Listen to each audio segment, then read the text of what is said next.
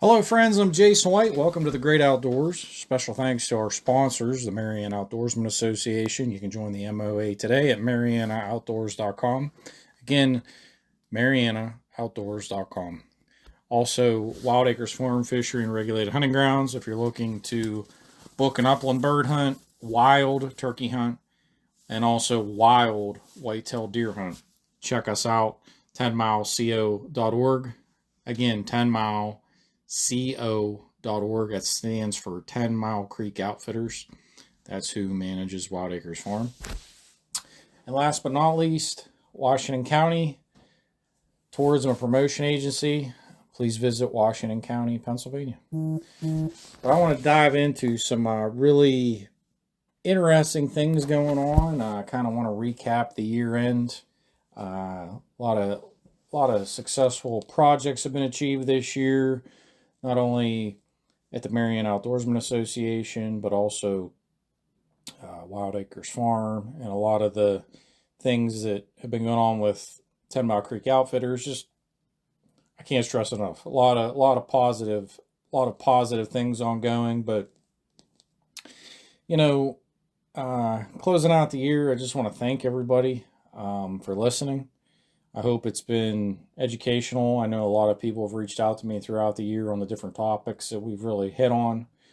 But I'm really excited not only about what we've achieved, but to kind of keep that momentum, but to definitely keep that momentum going into 2024. I can tell everybody right now, I'm already looking here, doing plans for orchard plantings, crops that we're going to be planting, minerals, lining up locations for mineral sites. I even have some of those styles of deer feeders where the deer actually stick their head in and feed them during the summer, which is extremely critical when you're talking about antler growth. People don't give enough credence to the fact that deer need proper nutrition during that peak time whenever they're growing their antlers. Roughly March to August. So, it's really important for me now that I'm sitting here thinking about this stuff, thinking about, where do we want to try to establish these different sites? Where do we want to, look at different crops that we could plant? Because you really got to look at it from the perspective, especially from a deer management perspective. We're in the year. I've told a lot of folks how we really highlighted on deer management practices this season, which I hope all of you do. That 2-to-1 ratio is kind of the common number. For every buck you harvest, you should try to harvest 2 does.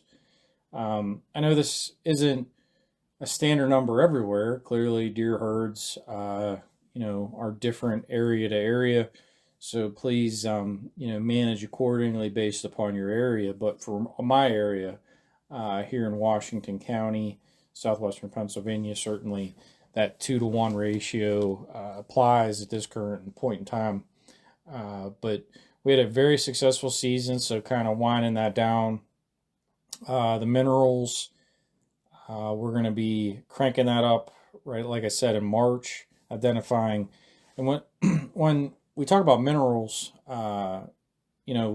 these are not things you have to spend a mountain of money.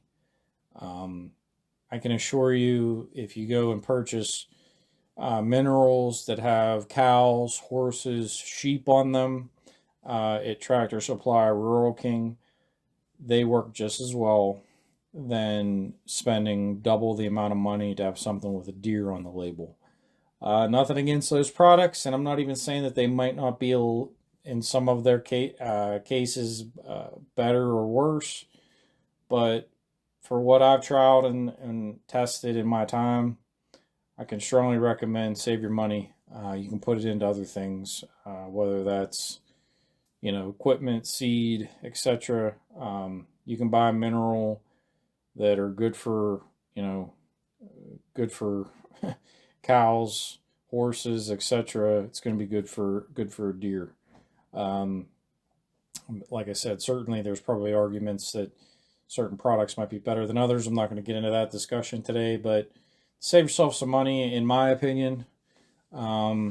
buy the cheaper stuff. You can get really good quality minerals, anywhere from $6 to $8 a bag, which is extremely reasonable. 40 pound bag, 50-pound bag.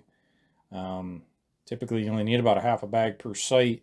I try to freshen them up roughly once a month. If you're somebody that's going to be doing this, highly recommend just picking spots that are obviously corridors, areas that you're already hunting, whether it's on current trails that you're already like scouting. But you want to make sure you set up these spots. Take a shovel, mattock, tools like that. You kind of want to dig the ground up a little bit. You want to put the minerals out, and then I go back once a month. That's what I do from March into like July. In Pennsylvania, we're not allowed to hunt over bait, minerals, etc. So we have to make sure that by the time hunting season rolls around, that there's no residue or anything like that. But I try to really go heavy March to July is kind of my key time frame that me myself. I mean, some deer are losing, bucks are already losing their antlers now. Some are losing them into January, and by the time you get into February, early March, you're already seeing growth for the following season. So minerals is something I definitely recommend. I definitely think it's something you should look at. It's something you should explore. It's not in the big scheme of things, comparing that to, let's say, I'm looking about doing an orchard. I've already done different orchards for the past 3 years. Actually, this past summer was the first time that I had an apple. But I'm going to be doing a lot of work even on that. So, when you're looking about, if you're ever looking about installing an orchard at any places that you hunt or manage, excuse me, you need to look at the different species. You need to make sure, are they able to pollinate themselves? You might need a different species so that way they can cross-pollinate. Different trees grow different heights, so it's very important that you kind of read the label, do a little research as far as what you're planting. What are you trying to get out of it? Are you trying to plant apples that provide nutrition in the summer? Are you looking for different fruits, even pear trees, etc., that you could potentially hunt near during archery season? These are things you have to ask yourselves. I myself have a wide variety, some that produce in the summer, some produce in the fall, and some that produce all the way into November and December. And that's just to keep that steady activity, with the deer coming in for the food, not only to grow the deer during the summer with their antlers, as I just said, in conjunction with the minerals, but also, to get that pattern during hunting season. I currently don't really have specific orchard recommendations when it comes to species. I would highly recommend, depending on where you live at, geographically, you need to do your research. There's a lot of great companies out there, a lot of nurseries that can provide great products. But the one thing is you need to be very sure of is understand what your goals are. When do you want the deer to come to those areas? That's number one. So you need to know what you want to plant. Will it pollinate itself? Is it self-pollinating? Do you need to do cross-pollination? Those are things you just need to look at and explore. Number two, you need to make sure when you go to plant the tree that you plant it properly. Make sure that read the directions. How deep is the hole supposed to be? How wide is the hole supposed to be? I highly recommend, some good like Miracle-Gro or topsoil, like some good nutritious soil when you go to plant. You definitely want to make sure you don't have weeds like around the tree base. You want to make sure it has good compaction. Also, I like to use hay. I'll actually put about 4 inches of hay all the way around the tree, usually about a 3-foot circle. That helps with moisture, keeping moisture in. It also helps with keeping and suppressing weeds. And the next thing you're going to need to do is once you get the tree planted, make sure it's straight up and down. You're going to want to make sure that you have some anchors in some capacity. Whether that's a couple stakes with just some, uh, you can use wire, you can use rope. It doesn't really need to be too elaborate, but you're just trying to make sure that you keep the tree straight. Um, there are, situations depending on the time of year that you plant. I personally recommend trying to get it as early in the spring as you can while it's still dormant. And also, you know, again, adequate hole, adequate depth, width. You need to make sure that it's anchored in straight up and down. Some hay, mulch, etc. Hay or straw is what I would recommend. You can use grass clippings around it. There are companies and nurseries that sell specific products for around tree bases for weed suppression. So that's something I would highly recommend. I really don't advocate one way or the other as far as that, any tree skirts or anything. But again, that's important. The other thing I highly recommend is once you get a tree in, the next couple days, especially, you need to watch the weather. But I highly recommend you need to water the tree. Let's just hypothetically say you plant it in March, and even if the first 6 weeks, are wet and it starts to put leaves on, you got to watch, like especially into May. You know, it happened here in Pennsylvania last year. We had 3 weeks of no rain, really kind of stunted everything. If that happens, I highly recommend, just take a watering can and going out wherever. If you're not going to have more than, I'd say 3 days max. If it's gonna go beyond that, it's a first year tree. You're probably gonna want to go out and put some water on it. You don't want to spend all that time and money purchasing it, getting it in the ground. I would recommend, just especially through those first 3 months. That's probably the most important period of time. The last thing, fence. This is something that's a little more costly, but if your goal is to grow the trees for wildlife and you're trying to use them for hunting, I cannot stress to you enough the idea of buying 5 foot agricultural fence. You can again, this is something that you could purchase at Rural King, Tractor Supply. I'm sure there's a lot of other stores that have this type of fence. They come in 50 or even 100 foot rolls. You can buy even larger rolls. I highly recommend the metal style, but they are, don't quote me, but it's roughly like 1 inch by 3 or 4 inch, like rectangles is the way it looks. It's really good. Keeps the deer out, keeps the small animals out, because what will happen is groundhogs can get into these trees and they'll actually gnaw on the base of the tree. Deer will rub their antlers on the trees. Deer will eat the trees.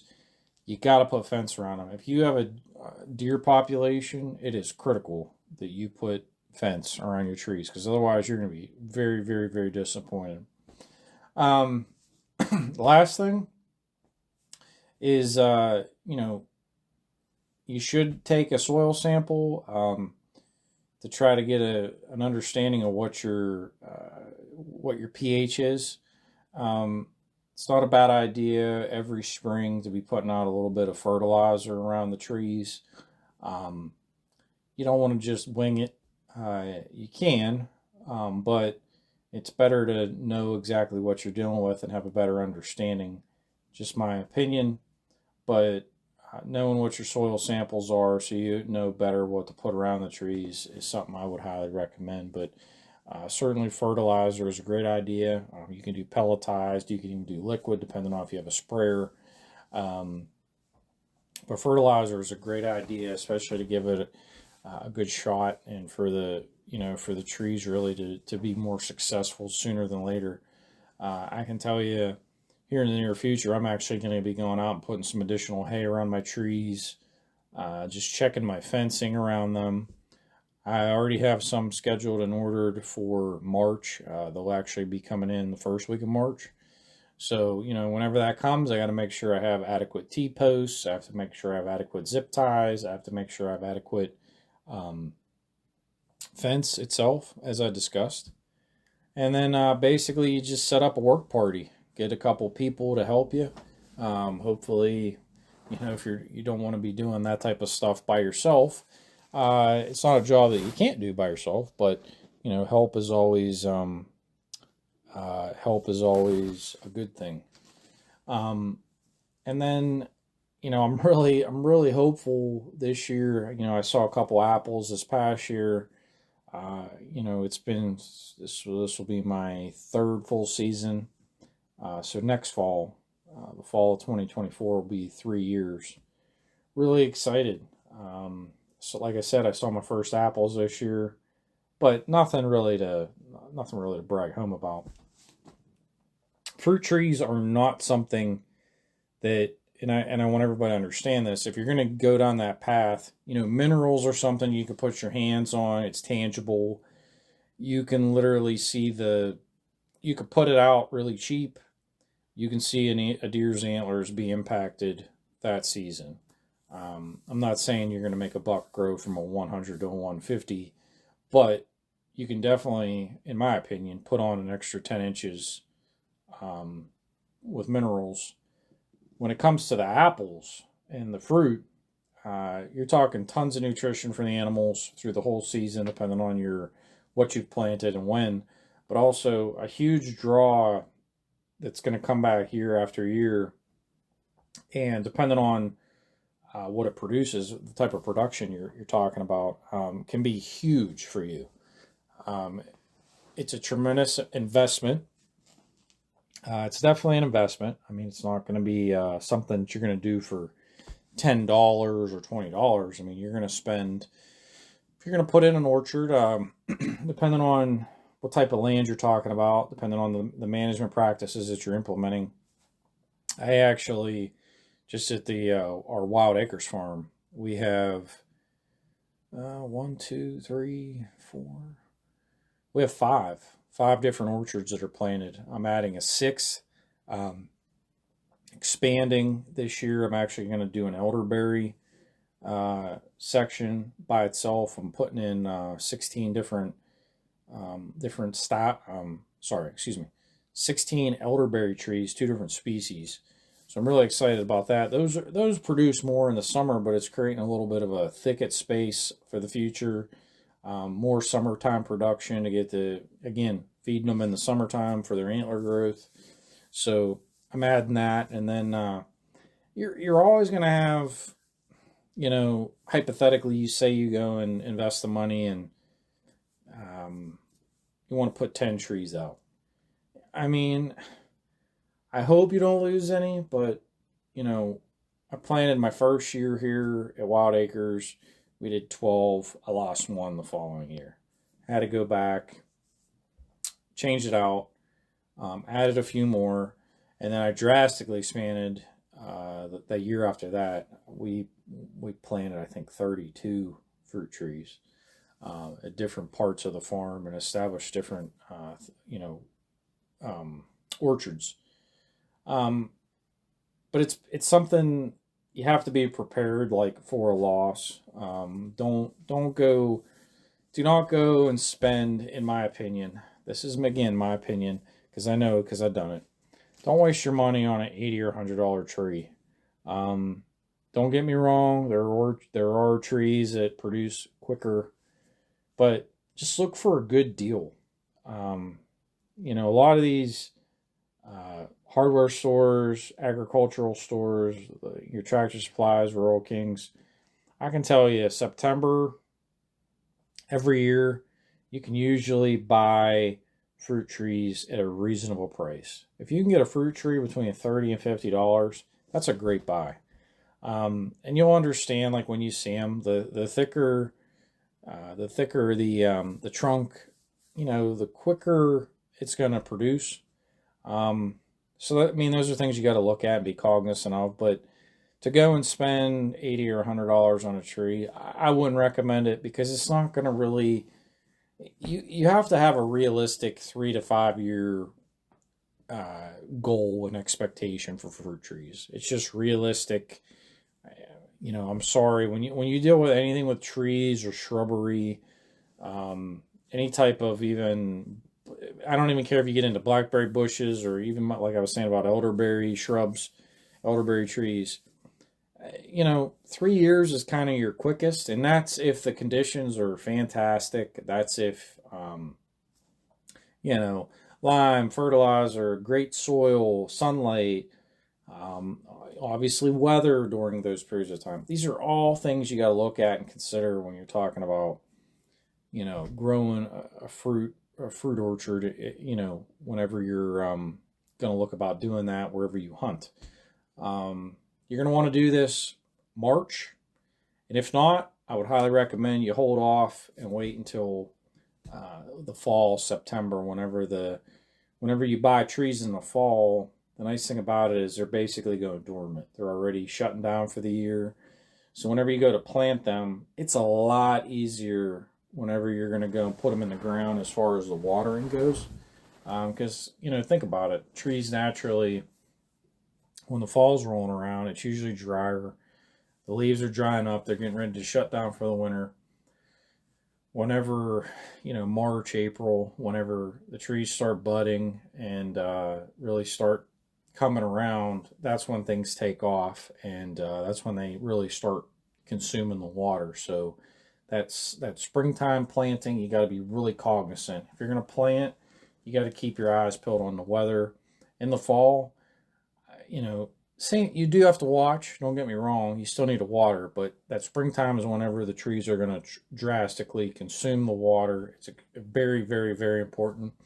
In the fall, if you do a fall planting, I don't think it's as important. I still think it is important. It's not as important, but when you do the fall planting, just highly recommend a good hay or straw bedding area and a really good douse of water to soak in. Because the thing about it is, in the fall, again, that's when you're starting to shut down. That's when things are starting to, basically get ready for the winter. And whether you're talking about plants or even animals, everything's kind of preparing for the wintertime. For trees, they're all slowing down. Leaves are going to drop. They're not consuming water, so it's not really something that's as important as the spring. Springtime, huge concern. You gotta really monitor that in the springtime, because if you're gonna plant in the spring, which is totally fine, you don't want to just plant it and neglect it because you're gonna get a 3 week drought. Excuse me. April or May, you could be in big trouble. You could be in big trouble, and it's something you really need to look at and be considering and considerate of. And but if you do decide to do it, I think it's a great idea. I think fruit orchards are a um, fantastic way to draw deer, grow deer, and not just deer, other wildlife as well. There's a lot of wildlife that will come into to fruit, to orchards, and then obviously, if you want it for human consumption, that's good too. But for me, minerals right around the turn. I have 12 combination of 12 apple trees, 3 different species, and then the elderberries. We're going to be changing out apples that are, I think I have three that I don't even know what all I have right now. I want to say I have around 40 planted. I think I have 3 or 4 that need changed out, and then I have 8 new ones. And then the elderberry. So I'm really excited because I just keep adding a little bit every spring, and then I look for good deals in the fall.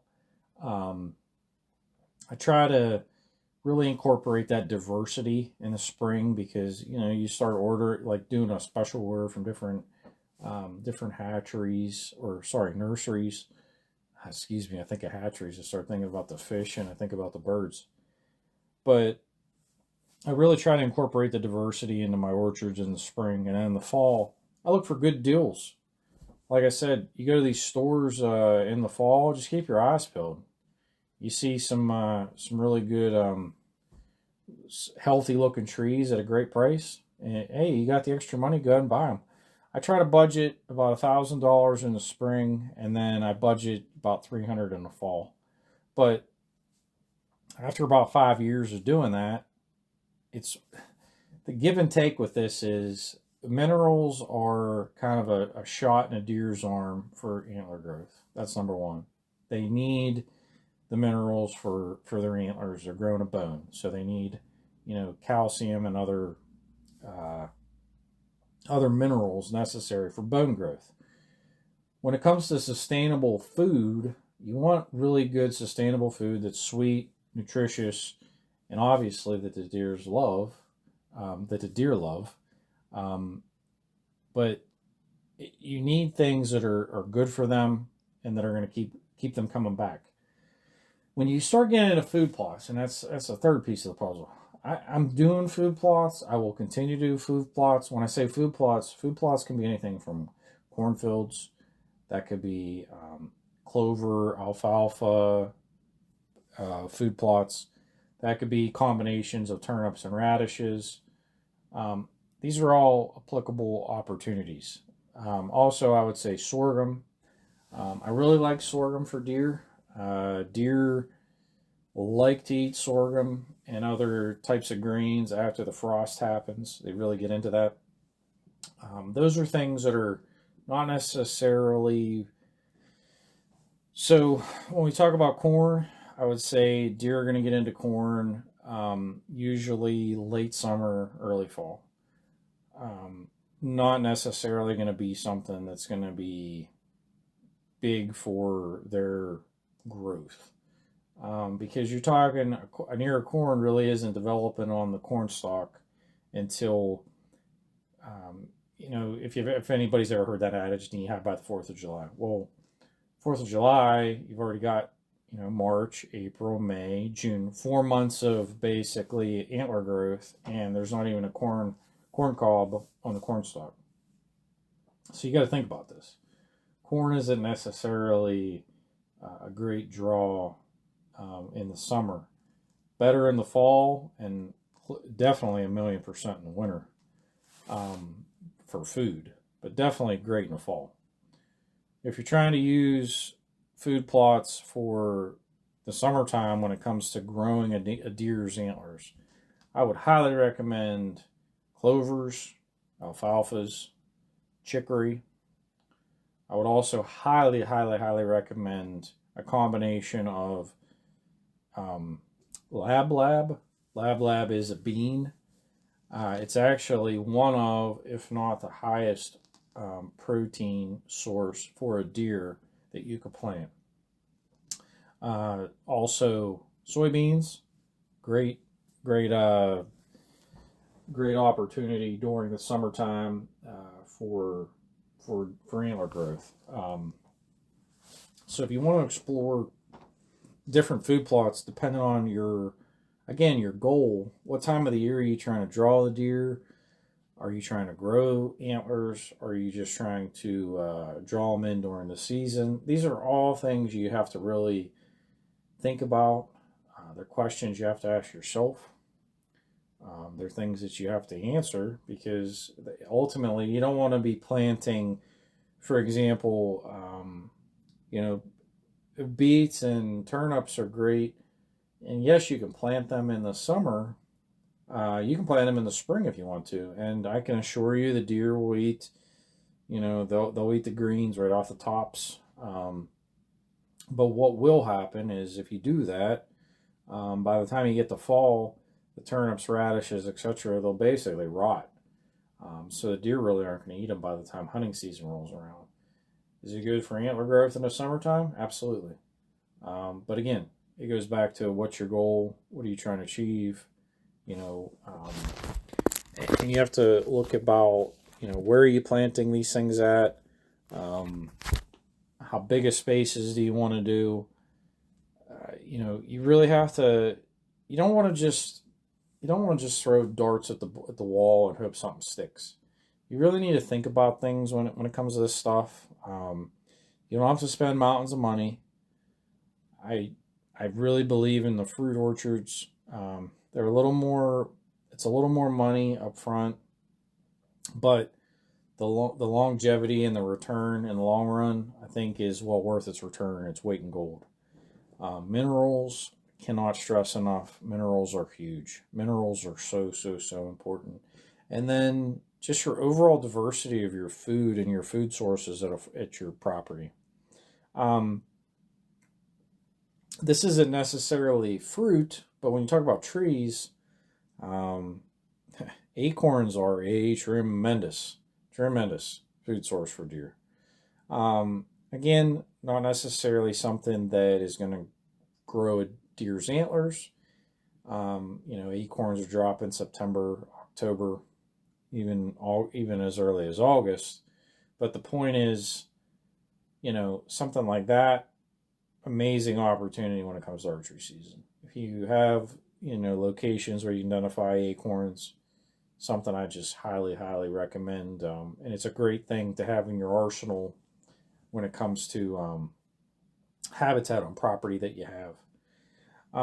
Something else I'm going to be doing is I would call them visual barriers. So if you are somebody that lives near a road or you have property near a road, there's a lot of things you can do. Number one is try to let your road edges grow. Take a set amount and try to let it grow as best you can. If you can't, you're in luck. You're in luck because there are other alternatives. One of the things I'm actually doing is planting. It's called Gigantus miscanthus. It's called miscanthus grass. First year, it's only going to grow probably, 5 feet. I'm going to guess from experience now, planting it for 2 years. Second year, you're talking probably going to be 10 foot. Year number 3, which I will have some of mine that will be into year number 3 this upcoming year. Allegedly, it can get to 15 to 20 feet. I've been doing it now. Excuse me. It's a perennial. Comes back every year.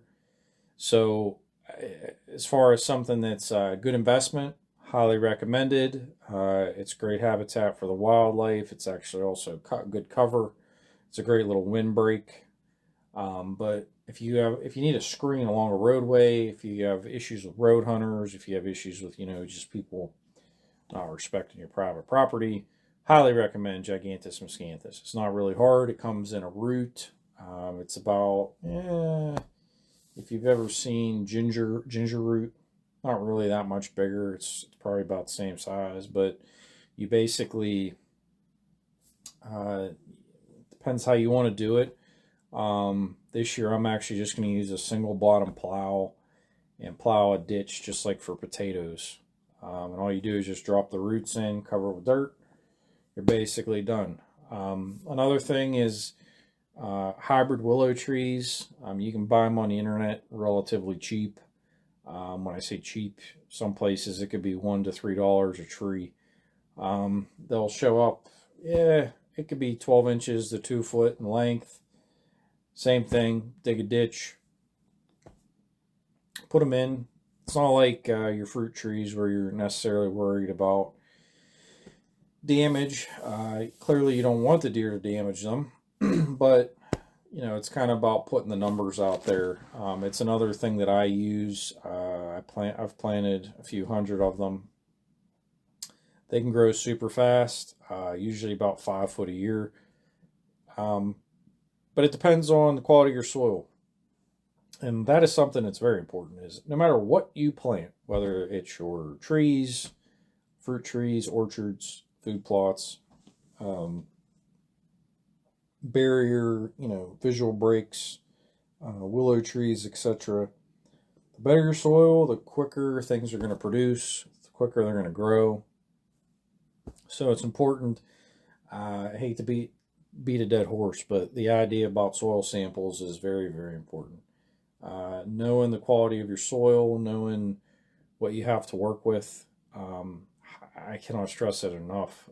Before this upcoming spring, take the time, get yourself some soil samples. You won't be disappointed. There are, I mean, you can order them online. There's pH testers. Just read on the box. They're very self-explanatory. Give you an idea of what you're dealing with, whether you have high or low pH. Um, whether something's acidic or not. Um, Soil itself is a whole show. I could literally do a whole episode about soil sampling and its importance, but I just want to hit home the fact that you need to test your soil.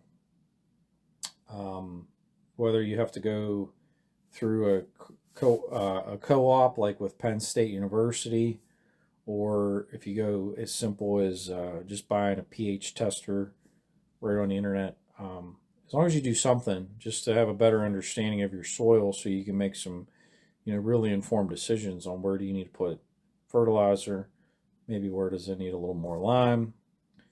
A great example, planted willow trees 2 years ago. I have one particular willow tree where we actually put a little gravel to get to a power line. That tree is twice the height of any other tree that we planted because of the limestone. It certainly is, the proof's in the pudding. Certain trees and certain species like certain things. And again, that's why just doing your research depending on what you want to do.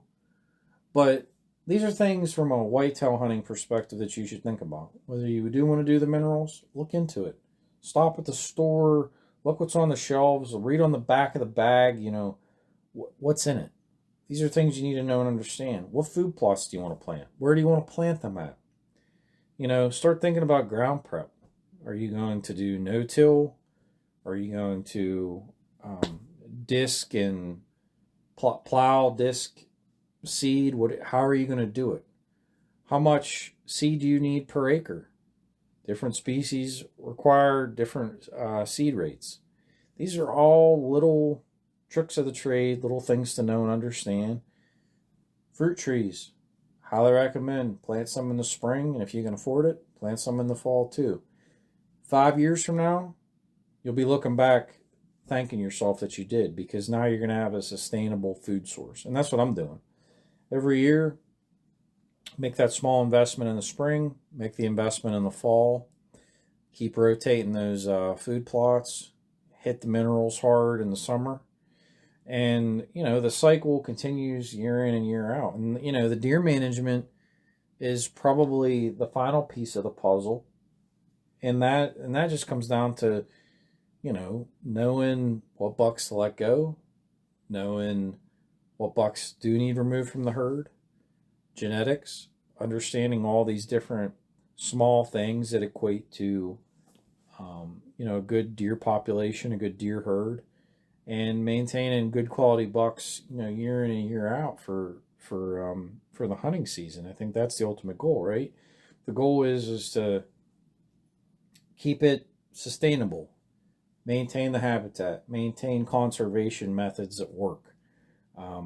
Don't burn holes in your pocket with money. You want your dollar to go as far as it possibly can. You don't want to be wasteful. But I hope, whether it's minerals, whether it's trees, fruit trees, whether it's food plots that are annual food plots that you have to do every year, or if it's a perennial food plot. These are all things that you can have in your arsenal that I think are very important. And I can't stress this enough. These methods do not just benefit whitetail deer. Food plots are huge for turkeys. Depending on what you're looking to, like with us at Wild Acres, we try to establish a lot of habitat for upland birds, which is very important. Also, other species, cottontail rabbits, groundhogs. I mean, the list could go on from the different, even migratory birds, doves. Just a lot of tremendous benefits to all these different strategies and tactics when it comes to habitat and conservation.